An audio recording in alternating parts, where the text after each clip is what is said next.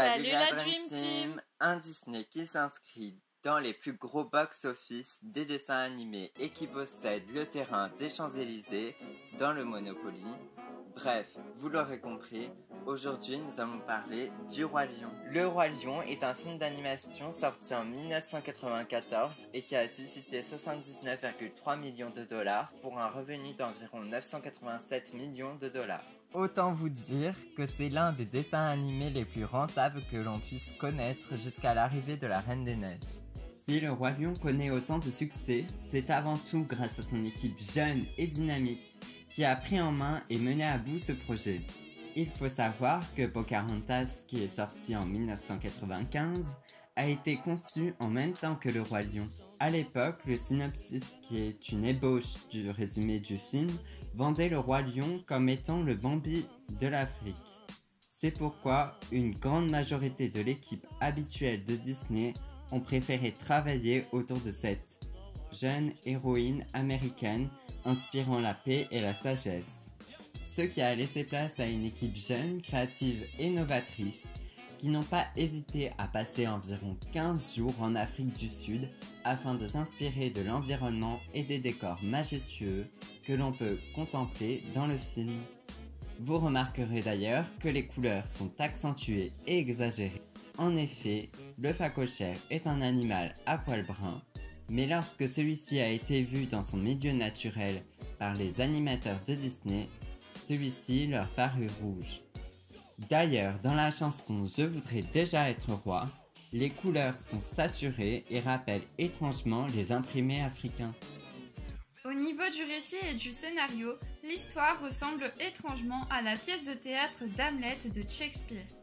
En effet, tout comme Mufasa, le père d'Hamlet est amené à mourir prématurément à cause de son frère.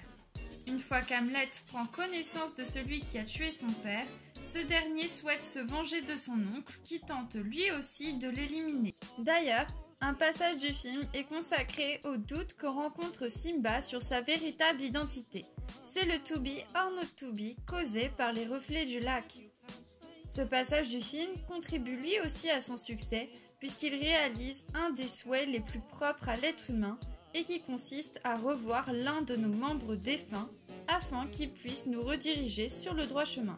Mais avant que Mufasa vienne à décéder, après avoir sauvé Simba de la débandade de Gnou, celui-ci a pu enseigner et inculquer les différentes responsabilités que notre héros devra acquérir lors du passage à l'âge adulte. D'un point de vue émotionnel, nous vivons donc chaque étape importante de la vie.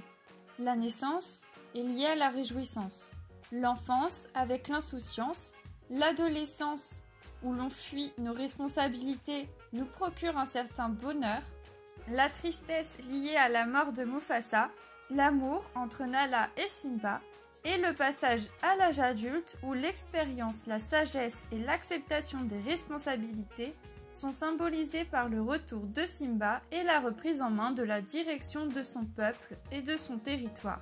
Pour la construction de ce scénario, nous sommes sur un scénario de type la boucle bouclée. C'est-à-dire qu'au début du film, nous avons Simba, bébé, qui est présenté au peuple, accompagné de ses parents.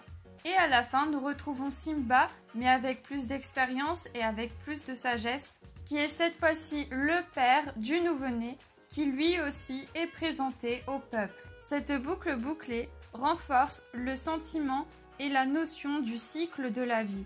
Cette vidéo touche à sa fin. On espère qu'elle vous aura plu. Si vous voulez en savoir plus sur la réalisation du Roi Lion, nous vous invitons à revisionner ou à visionner les bonus du film.